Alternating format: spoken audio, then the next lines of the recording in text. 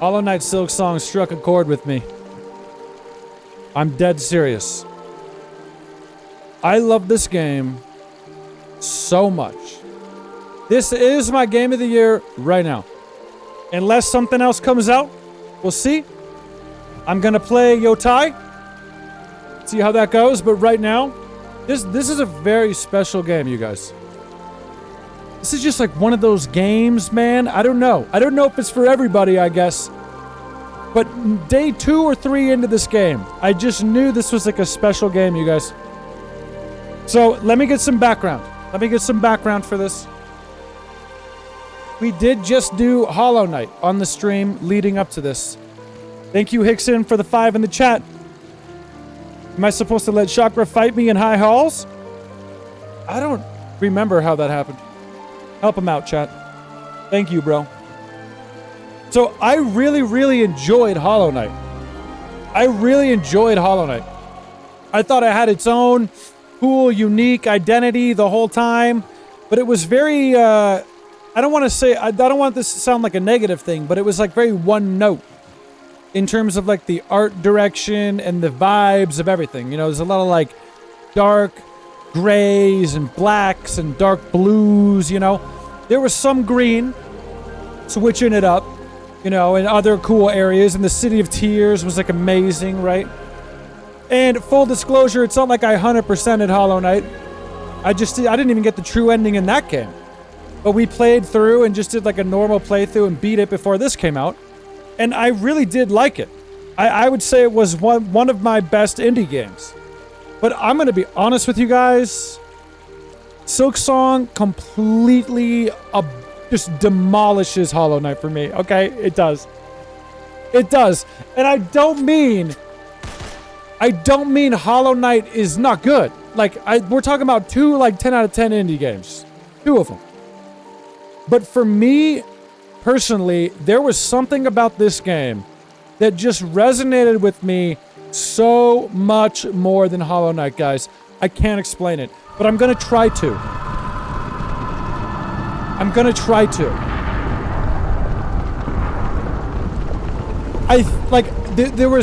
Here's the things that I like more about this game, okay? The movement in this game, like the overall gameplay and combat, but it all boils down to the movement. It's so much faster and quicker and responsive. Like the needle hook shot thing where you dash and then later on you get the grapple. Like all of the movement stuff is so much better in this game that I don't even know if I could go back and play Hollow Knight. I don't even know if I could do it. That's how much better it feels, okay? The other thing that this game just vastly improved on, at least for me, is what I just said earlier. Whereas Hollow Knight was like a very tight art direction and it was all kind of one note, but it worked so well as its thing. This just blows the doors open. This is like Elden Ring for me of Hollow Knight. Okay? All these different areas that are like even more intricately drawn and just designed and illustrated. They all feel so different compared to the places in Hollow Knight. There's so many different environments and areas. And this game was doing that thing that Elden Ring did to me. Where the map, we're gonna have to deal with the Abyss screaming, right? What's up, Blazed? The map just kept getting bigger and bigger. It's like it just kept zooming out, and I had no idea how big it was gonna be. When we first bought this game, $20 game, by the way, made by a team of 3 people, 4 core devs at least, right? $20 game. I thought we were going to get a similar playthrough to Hollow Knight. I thought I was going to play it for maybe 7-8 days, beat it. Okay? Whatever, right? I was so invested in this game. We have now played this game for over 3 weeks straight. This is the only game we've played for 3 weeks. It's been like 21 days, I think, right now. One playthrough. And I got 65 plus hours for a $20 game. And the discoveries in this game, I can't even explain to you. It's like every day we turned it on, we would just walk into a new area And there would be this whole thing that we didn't find before. And there's just secrets, just jam-packed everywhere. And there's more NPCs in this one. The world feels more like alive. There's these little bugs just all over the place that are all way more even characteristic than they were in the first game. They've all got these little stories and these little things. It's the best. I loved it so much. And I know what you're thinking. Wow, Sherpa, this music, it's like I've literally transcended. The music in this game, you guys, I have seen some comments online, and now everyone's entitled to their opinion, I don't care. But I have seen some comments online about how the music in Hollow Knight's better and that the music in this one feels like, you know, less inspired. I am so on the other end of the fence on this one. I am way on the other end. The music in this game sweeps, bro. The choral chambers music right here. Watch this. You guys remember this one? Let me show you an instant classic. Let me switch from choral chambers. Big sub, hit the deck. Let me switch from choral chambers to bile water, the worst place in the game, right? Listen to this. Big sub, hit the deck, wait for it, hold on, wait. Christopher Larkin, right? He didn't need to cook this hard, bro. It's like the meme of the piano on the beach on fire. Like, he didn't even need to do it this. He didn't even need to. Thank you, Hickson, with the gifted. Pie sauce. I adore the music in this game. I liked the music in Hollow Knight as well. I got no complaints about Hollow Knight, right? No complaints. I love it too. And some of the areas had really good music. But dude, there were times in this game I would walk into a new area and just stop because of the music. And just listen. It happened in Choral Chambers specifically, I remember. I think it's so good. It's so good. And this is just 2. We just played 2. There's quite literally like so many good ones. I could have turned on any of them. And there's like a lot of really low-key chill ones. I don't know. I think the music is absolutely phenomenal in this game. Okay? So I had way more fun overall exploring the mysterious world of this game than I did Hollow Knight. I absolutely cannot deny it. I enjoyed the bosses in this game more than I did Hollow Knight. And I'm only comparing it because it's a sequel, you guys. There's definitely going to be people in the comments later that is like, why is he throwing so much shade at Hollow Knight? I'm not. I love Hollow Knight too. But I'm just finished. We literally just beat this 10 minutes ago. True ending. And so I'm obviously comparing these two. And like, I really think I like everything about this more. I think the only thing, if I was really comparing them, and of course you could always take the position of, well, they're both amazing games. There's no reason to compare them. But like, that's totally fine. But I'm doing a goddamn video and we're comparing them, okay? I think the only thing Hollow Knight has going for it, in terms of comparing it, like holding itself up against this, SilkSong, is it was the first game. And so it was like an absolute cultural phenomenon in the indie scene, right? Blew up and it really made a huge impact, you know? And then everybody was waiting for this game. It was so hyped for like 7-8 years, right? So I think that is not to be understated. And the game itself, Hollow Knight's great. But now, man, that's another thing that should just be at least said in this little review here, right? Is like the big nuts on Team Cherry, you guys. Dude, like, they just sit on it. They announce it like once with the trailer way back, and then just radio silence for years. Just nothing at all. And then they just come out and they're like, by the way, it's out in 2 weeks. It's out in 2 weeks, by the way, have fun. And then just drop this like absolute magnificent, just like gem artwork of a game. Everything about this game feels so handcrafted to me that I almost wish I could just give them more money for the game. I'm dead serious. The art and the backdrops and the parallax as you walk through these areas, everything just feels like they had so much success from Hollow Knight and confidence from the reception from Hollow Knight but they went into hibernation for 7 years and just made their magnum opus bug game. Yes. So I just love everything about it, you guys. I truly did not expect to like it this much. If you want me to get into any of the, I don't know, maybe like some nitpicky type stuff, maybe. It'd be stuff like, okay, let's talk about some gameplay mechanics that are different from Hollow Knight. This game turned a lot of people off with the difficulty. And I know, you know, the diehards are going to be like, who cares, whatever, get good, you know, the whole thing. Now, this game is way harder than Hollow Knight. It's way harder, okay? There's no denying that. Anybody that says otherwise is just not, they're not being truthful, okay? And this game is also just more accessible to everybody.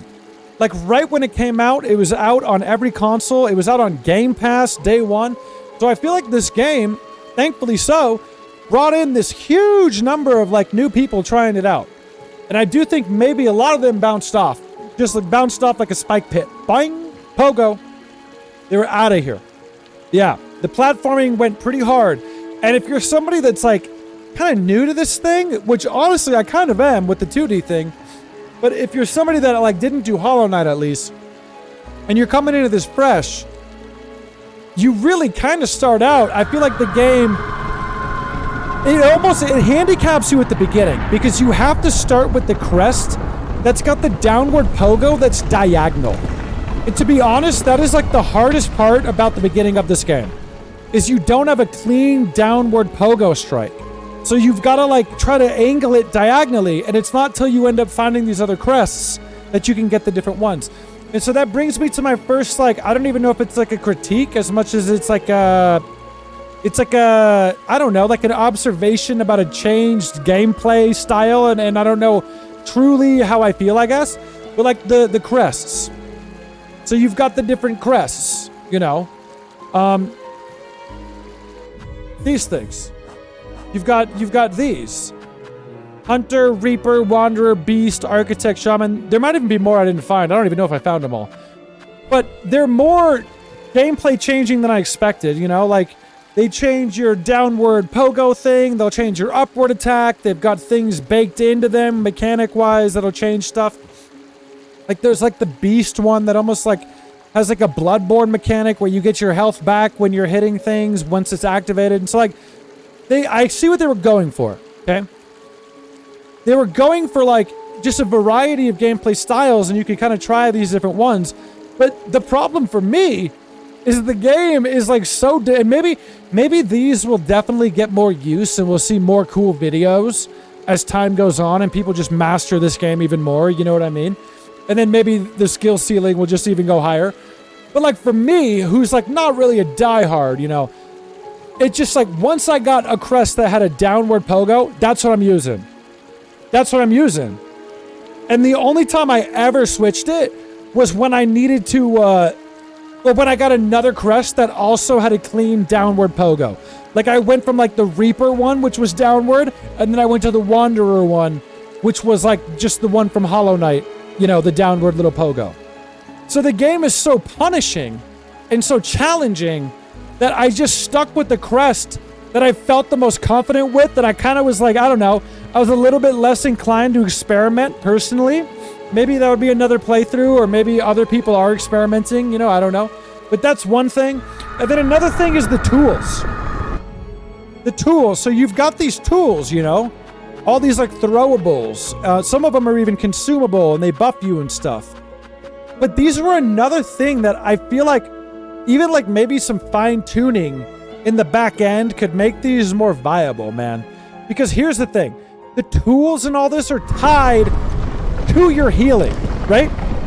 So it comes down to, like, when you're in a fight with a boss and you're taking some hits, you don't want to use any tools, because then you're not going to be able to heal. You know what I mean? So maybe there's, like, a crest that addresses this. I know the tools, like, already seem like you could do, like, specific builds with the pendants, you know, which are just kind of like talisman type things you put on that would maybe buff the tools, and you could have viable builds and all this. But just, like, using them casually, the tools they just never felt like viable to me, at least in this playthrough, to where I barely used them. Other than like specific scenarios. I don't know. There's another thing I noticed, you know. I was always just desperate trying to keep my health up, you know, because I was dying. So anything that took away like the silk to use on something else was very dangerous. I did like that they added a parry, which, by the way, just the other funny comparison is when I was playing Hollow Knight, it's got the whole vibe, and I don't even mean like gameplay. I'm not calling it a Souls game. Like, I know it's a Metroidvania, you know, but like the whole vibe of the game and the characters and the NPCs and the world, like it feels very Dark Souls, a lot of those characters. Almost like a funny little kind of parody of that with bugs, you know, Dark Souls with bugs. The minute that I started SilkSong, I was like, oh, it's Sekiro with bugs. It feels more like Sekiro with bugs. And some people in my comments were like, saying it's more like Bloodborne? No way. Listen, anybody saying that SilkSong is more like the Bloodborne of bugs than the Sekiro bugs has not played Sekiro. She moves like Sekiro. She's the wolf, bro. Her movement. And then as the further I went into the game, the more that it just kind of felt like Sekiro vibes, you know? There's like a lot of like almost like Asian kind of themes in the environments and the songs and the characters and their outfits and everything, you know? You got the little prayer beads like Sekiro's got for the items and all this. All of the throwables and the shuriken and all this cool stuff, you know? Very Sekiro. And then the further we went in, yeah, more like just because of the movement, the agility and the speed of the game. But then the further we got in, the more that I even doubled down on that, because then we unlocked a straight up parry, the cross stitch, where literally you hit the button, like land the parry at the right time, and it's like the counter parry move. Just like Sekiro, right? And then you get the grapple, which you're doing. It just felt very, to me, it was very like, yeah, if Hollow Knight is the Dark Souls bugs, SilkSong is the Sekiro bugs, you guys. So this is my game of the year. It's my game of the year, guys. I know there's some absolute bangers so far. Kingdom Come, Deliverance 2 was a banger. Clair Obscur, one of the bangers. Ghost of Yotai coming out. First Berserker Kazan, banger for me. Lots of bangers. This right now, Donkey Kong Bonanza was a banger. This right now, Metal Gear Delta, also banger. This right now is my game of the year. I liked this more than all of those games so far. Yes, I liked it way more than Clair Obscur. I really did. Way more. I have not felt, a video game has not made me feel this way since Elden Ring. I truly mean that. Where I was so excited to turn it on every single day and just find some new area, unravel some new weird mystery going on. They also added the little side quest thing, which, by the way, I should say that. Some people didn't like the side quests. What do you guys think of the side quests? Oh, I definitely vote SilkSong over Obscure. Yeah, I do. By far. I just really do. This game resonated with me so much, you guys. This feels like a special game, man. I'm telling you guys. It does. Okay? You like the side quests? Yeah, so I think here's where I think there's like a contention. I think some people were like, why did they just add side quests that were just kind of like fetch quests, you know? And I think the reason, I'm just guessing here, you know, but I think the reason might be because, like, in the first game, everything is very esoteric and confusing, just like a Souls game. You might find some NPC down there, or you might not, you know, or you find them the next playthrough, or you might miss it entirely. And I think game developers always kind of struggle with that balance, especially game developers in the realm of, like, Souls games or kind of these, like, not handholdy, kind of esoteric type games, where they need to strike this balance of, like, we don't want to just, like, show you where everything is and, like, lead you to it, but at the same time, we don't want you to, like, miss cool stuff that we put in all the time, you know? So I think that was their way of, like, trying to just, like, introduce this system that would make you more likely to, like, go back to the bug and see them again and, like, you know, or something like that. I personally didn't mind it. Thankfully, they were pretty quick. Like, all the fetch quests were really relatively quick, you know? Even the ones where you had to grind some of the stuff weren't that bad. And I feel like if you're just playing this game and adventuring and exploring, you could probably activate, like, a lot of those quests and then just keep stacking up the resources as you keep exploring. I don't know, man. So I just feel like I didn't mind that at all. I kind of like that system. I liked all the different settlements you get to in this game.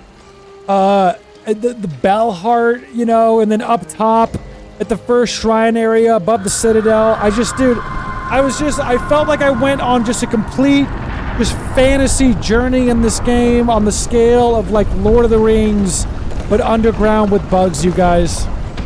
I just loved every minute of it. I don't have the complaints that I've seen other people having. Don't think it was too hard.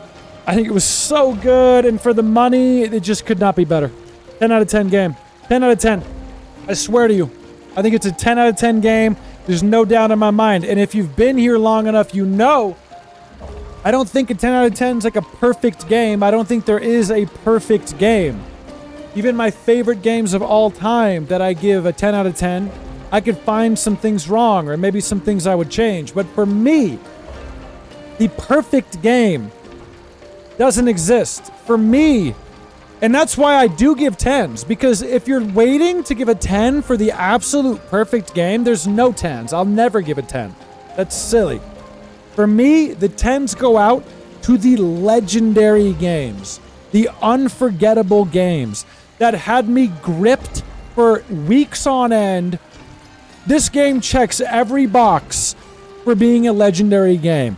The hype surrounding this game, but yet they still followed through on this just finely tuned, amazing piece of art. The hype leading up makes it legendary, yet they stuck the landing. The music is legendary. The entire game. Now the story, like, you know, man, even the story of Hollow Knight, I would struggle to tell you some of it right now, even though we just played it, right? But like, yeah, I think it's like right after Hollow Knight sometime, right? And then Hornet's like traveling from the Hollow Nest out, gets trapped by some bugs, escapes, and then is trying to make her way up the Citadel to figure out why, right? And who's in charge and all this. But then the plot obviously thickens. Now, we have to bring up the Act 3 thing, right? We gotta bring up the Act 3 thing because now you'll hear people saying like, you can't review this game if you didn't do Act 3. And here's the truth about that. There's two different kinds of people, okay? People that hate themselves, like me. And other people that have other ways to spend their time, maybe. But like, here's what I'm getting at.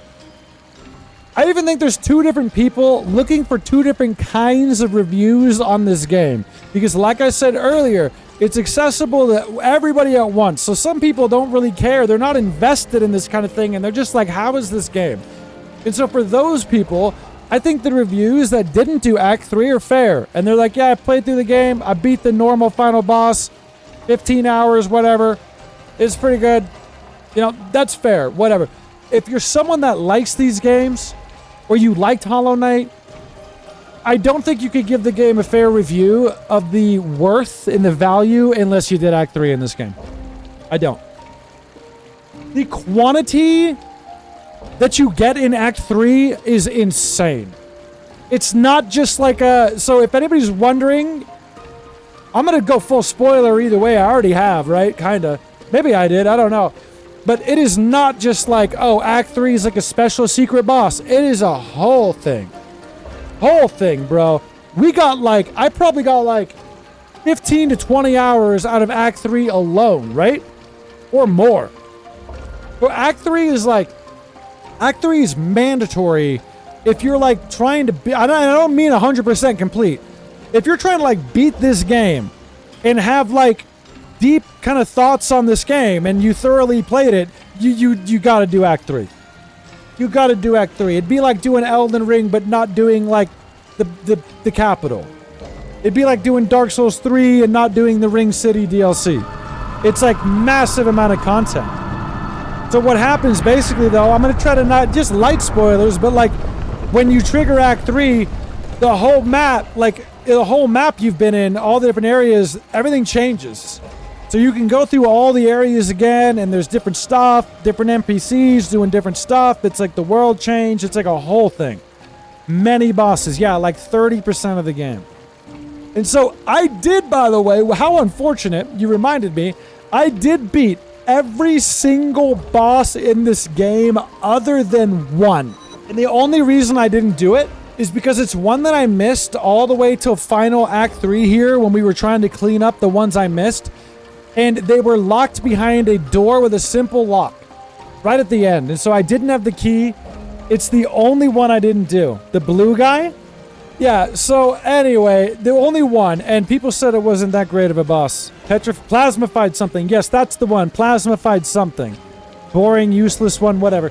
So either way, I've done 99.9% of the bosses. And honestly, I had a really good time with all of them. There is a good variety. You know, one more thing, I guess, now that I'm thinking about the gameplay loop and just like the combat and all that. This game does do that thing a lot. More than Hollow Knight did for sure. Where when you'll walk into a room, just like a square room, it's almost like a Legend of Zelda type room, you know? You walk in a square room and then the doors close and there's like an arena gauntlet where there's like several waves of enemies, you know? This game does that a lot. I didn't mind it because I was having so much fun with the combat once it got cooking, but it does that a lot. And then there's a lot of grueling bosses too, where you've got to fight a gauntlet leading up to the boss. You know? Big sub, guys, watch out. You got to fight a whole gauntlet of enemies and then the boss. And so, like, you know, that can be frustrating, but it is also one of those games where it seems harder than it is every single time. Every single time I walk in, I'm like, that's impossible. And then after 3 times, you start to memorize it, and it's not that bad, you know? Bone Bottom soundtrack? You want me to hit up Bone Bottom? Okay. Oh, it's a beautiful one, I know. I just love it. So, it's not every day that we play a game on this channel, you guys, that really means something to me like this game wound up doing. I really have a lot of respect for Team Cherry. I truly, truly do. A lot of respect. I think they're a very passionate group, a small group of people that are very, very, very, very talented. Very talented. I think the artist that drew all this and animated all this is like God level. It's miles above even Hollow Knight for me. I kept saying every day, the City of Tears in Hollow Knight, you know, you walk in and it's just like almost like astounding. They did all that. It's amazing, right? That was like quite literally every area in this game for me. Every area of SilkSong was on that level for me.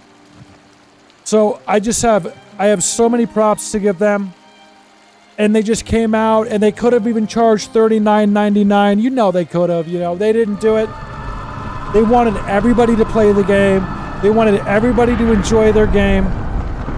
They've got who I think now is one of the best composers, music people in the industry right now. Are you kidding me? The music, dude, Christopher Larkin in this game, insane.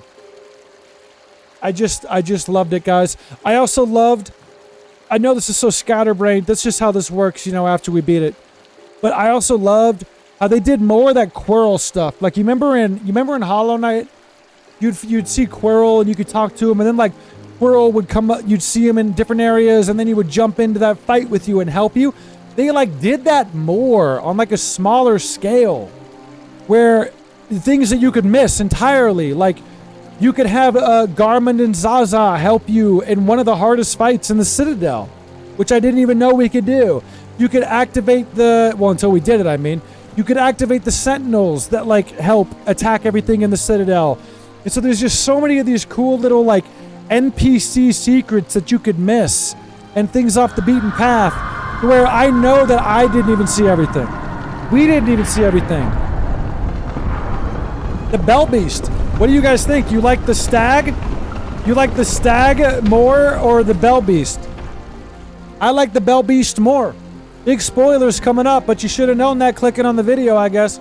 But the Bell Beast had more of a whole, it had more of a whole character development. And then she ends up like having Bell Beast babies at the end and gets eaten by the centipede thing. And you gotta get, it's just, bro, I like this game on a level that I cannot describe to you.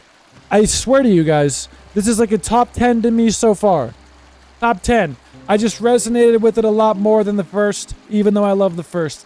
10 out of 10 game. The fleas, by the way. I like the fleas more than the grubs. This is just a good example. It's a great example of a sequel that, in my opinion, improved on everything.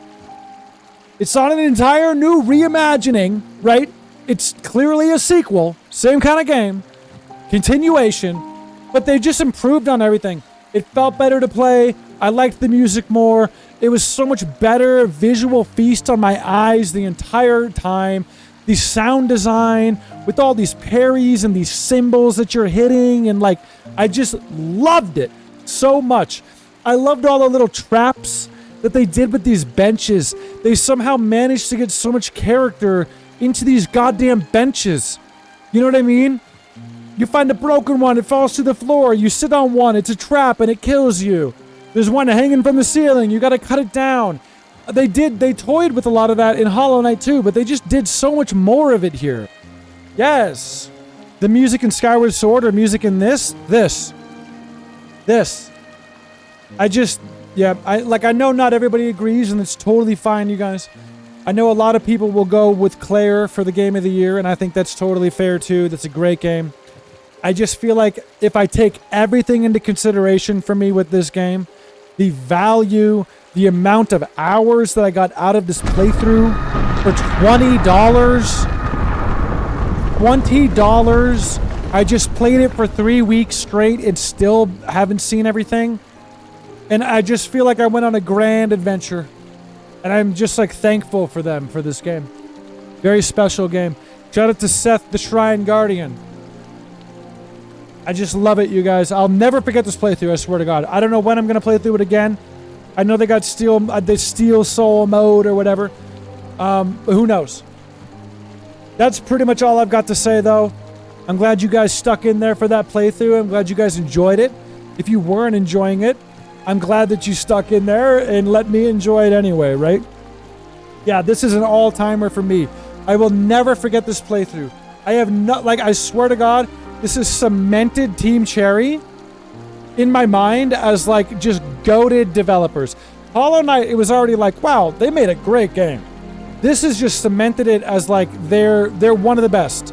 They're one of the best in character, in class, in respect for the consumer, in passion for the creation and the art form. 10 out of 10 game, legendary game, unforgettable game, lives up to the hype. Big Sherpa approves. Okay? That's all I've got to say. I'm glad you guys enjoyed. I'm glad we did a thorough playthrough. That's what it deserved. Now, I will be back tomorrow. Same time. Same place. To stream something else, you guys. I'll let you guess what that is.